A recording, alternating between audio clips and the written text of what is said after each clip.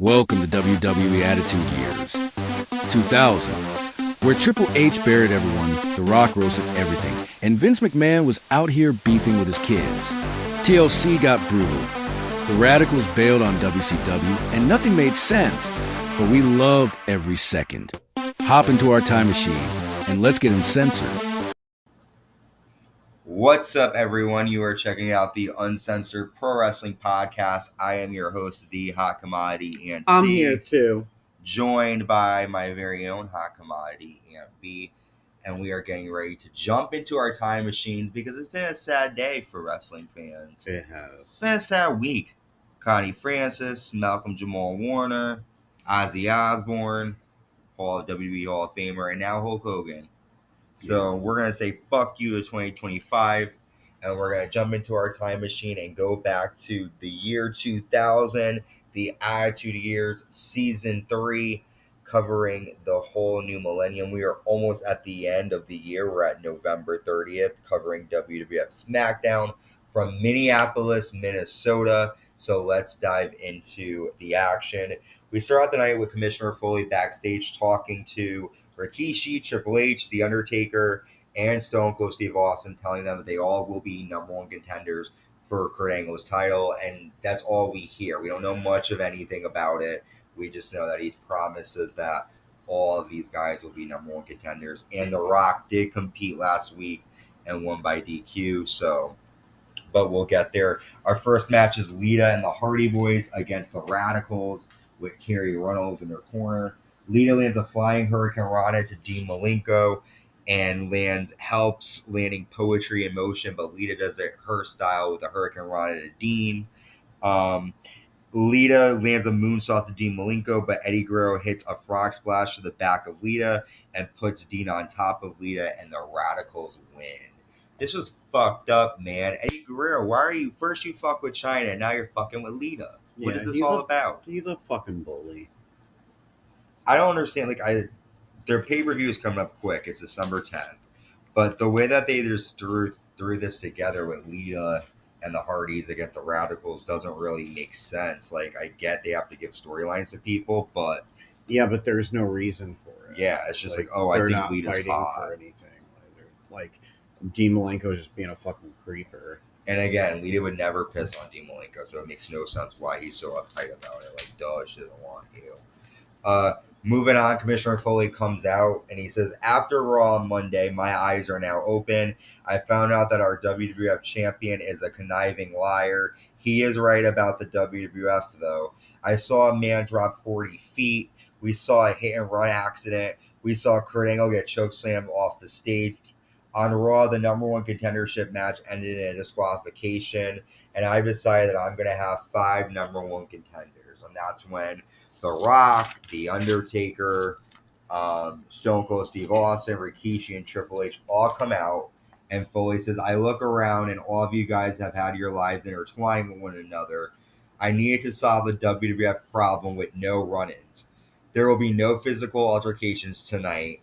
It will come to an end at Armageddon. There will be 6 men competing inside Hell in a Cell. It's the most brutal and awesome match in the WWF. And then WWF Champion Kurt Angle comes out to bitch. And Angle says this match is completely barbaric. Foley says, you and all those men left me no alternative. There will be hell in that cell until there is a WWF champion. And then Stephanie McMahon-Helmsley comes out.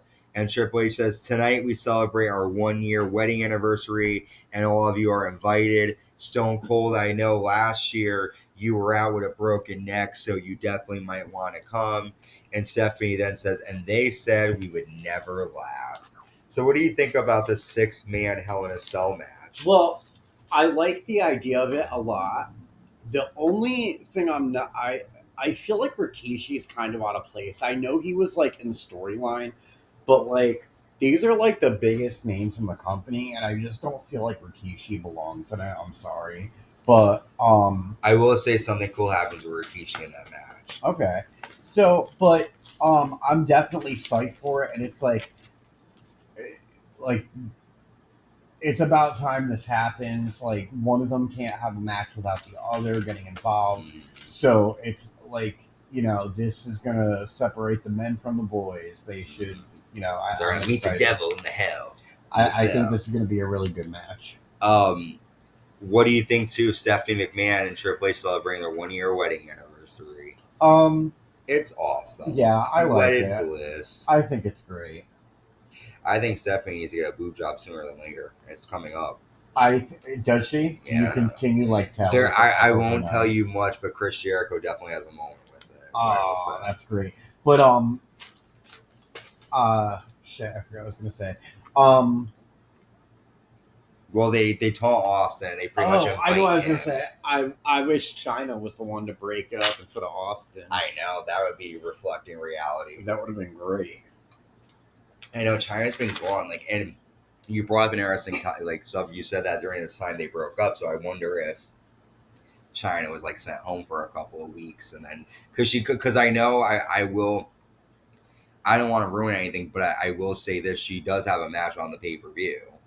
Yeah, well, that's the weird thing because we've watched a lot of interviews and all stuff about China and Triple H and stuff, and if you look it up, it says they break up in 2000, but we're in December, and the way the story is told by China and other people, she doesn't come back after they break up, and it doesn't seem like they're together anymore. But they must be because China, she said, she talked to Vince the next day and said she was going to go talk to Stephanie, and Stephanie was a total bitch to her apparently. But I just have to show Ann something, and of course, look at the profile, who it is and what it is. Yeah, there you go. But yeah, it serves a point. Yeah, so I'm a little confused by that, but I think they must still be together because the way the story goes, as soon as China finds out, that's it, and she doesn't go back. She goes back one day and gets in a fight with Stephanie, and that's the end of it. So, Anyway, moving on. We are moving on. We have the WWF Tag Team titles on the line. The right to censor with the women's champion Ivory and Steven Richards defending against the Road Dogg and K-Kwik here. K-Kwik lands a missile drop kick to the Good Father.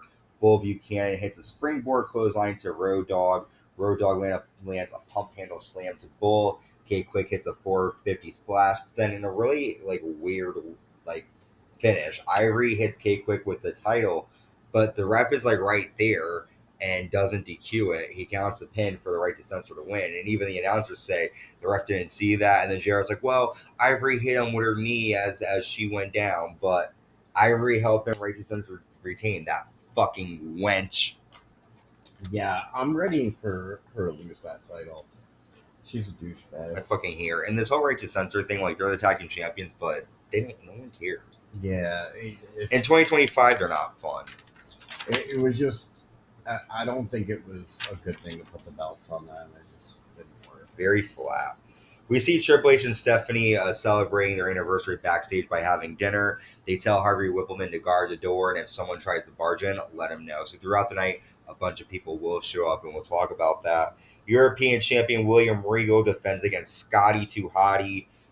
Regal tosses Scotty into the railing. Scotty eventually lands a bulldog, hits the worm, but William Regal puts his foot on the ropes to break the pinfall. And then Regal hits his Regal stretch finisher, and William Regal defeats Scotty to Hotty.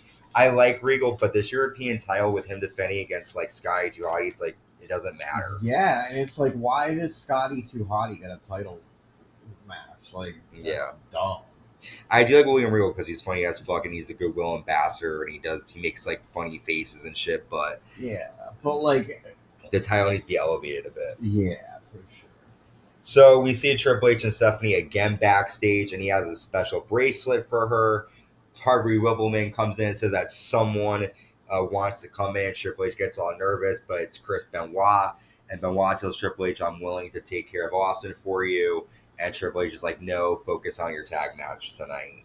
Which leads us to Kane and Chris Benoit against Chris Jericho and the Intercontinental Champion Billy Gunn. Billy military press slams Chris Benoit. Kane drops Jericho across the announce desk. Gunn lands a tilt-a-whirl slam to Benoit and then a sleeper slam, but Kane breaks up the pinfall. And then Benoit applies a crossface to Billy Gunn, and Billy Gunn taps out. Benoit has made the Intercontinental Champion tap. Chris Benoit and Kane win. What do you think? And this is fucked up for Billy Gunn, man. I like him. Yeah. It's not a good look for him to be tapping out like that, but he's still a champion. And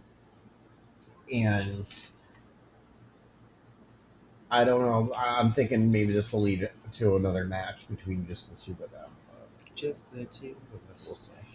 Next up, Kurt Angle goes into Triple H and Stephanie's locker room, and Stephanie's there alone. And he tells her that he didn't mean what he said on Raw about how he didn't want her around. He wants her in his corner at Armageddon. And she tells Kurt, you'll be fine. You've been champion without me being here. I need to take care of my husband. They hug, and then Triple H is like, what's going on? And he's like, I was just, wishing you guys luck. And he leaves. Yeah. Do you think anything's going to come of this? I don't know, but the only reason he's kissing Stephanie's ass now is because he needs somebody on his side for this big Hell in a Cell match. I don't think he really cares who it is. Yep. We then get a 6-man tag team tables match. The Hardcore Champion Steve Blackman and the Dudley Boys against Tiger, Ali Singh, and Lowdown. And you kept making fun of Lowdown for wearing those orange turbans. And at one point they had like the cloth over their mouths, and it was just silly and stupid. Blackman just attacks Tiger Ali Singh throughout the match, and the Dudley Boys then attack him on the floor. But D'Lo ends up hitting a sky high to Steve Blackman through a table, so Lowdown and Tiger get the win. Again, this would never happen in WWE today because everyone is so pissy, but I thought it was funny as fuck. Like, this is their gimmick. They're acting like they're these, Middle Eastern. Yeah, D'Lo's career has kind of taken a huge plunge. Oh yeah, but, I feel like he was definitely underrated. Mm-hmm. Yeah, definitely. Moving on, we have a hardcore match here. Raven taking on Hardcore Holly. Raven attacks Holly on the ramp before the bell.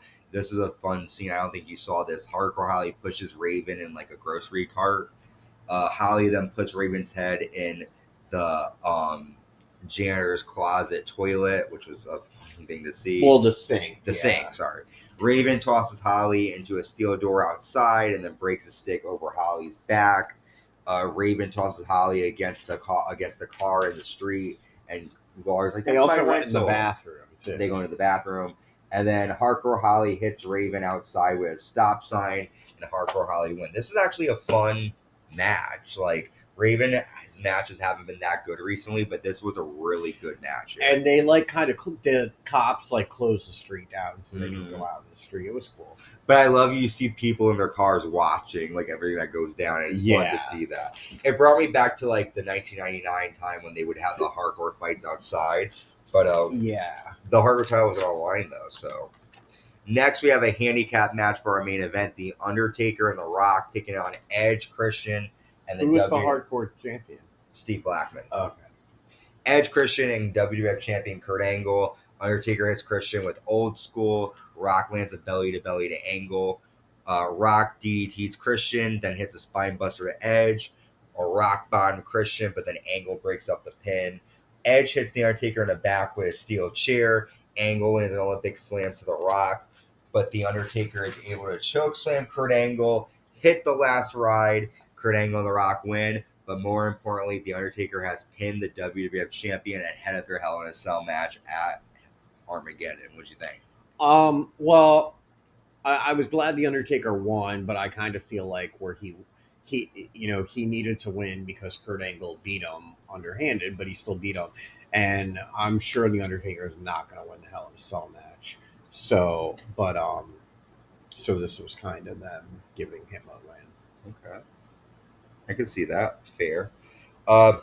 We then go to backstage again with Triple H and Stephanie, and Hartford Whippleman's like, he's here, he wants to see you. So then they're like, okay. They turn off the lights, and someone walks in the room, and you just hear Triple H beating the piss out of somebody. Austin watches outside the door laughing to himself because he knows it's not him. He then opens the door, turns on the lights, and he's like, you dumbass, that wasn't me. the camera pans down and it's revealed that Triple H has beat the shit out of his own father-in-law, Vince McMahon. Vince is left a bloody mess, and Triple H and Stephanie are like, "Oh no!" Yeah, I kind of called it. Yeah. I was like, "It's got to be Vince." What did you think of the ending? I thought it was funny. I thought it was a good segment. Austin playing mind games with Triple H. It was, and like stuff like this never happens anymore. Like, you know, it always ends with a match. So I liked it, and it was definitely very. Do you think we're going to see more of Vince now, or do you think it's just kind of like a one-off? Probably. Okay. Yeah, because he's been gone for quite a while now. Yeah, I agree. Well, we just finished this episode of SmackDown. We've got 2 more episodes, I believe, of Raw and SmackDown, and then we have the Armageddon pay-per-view, which will be dropping. You could check out our episodes of Attitude Eras on Tuesdays and Thursdays, sometimes Fridays. So, you know, we might have an episode. If you're lucky. We will be dropping the NXT recap. The Raw recap is already out. Those come out on Wednesdays. We'll be dropping NXT later on.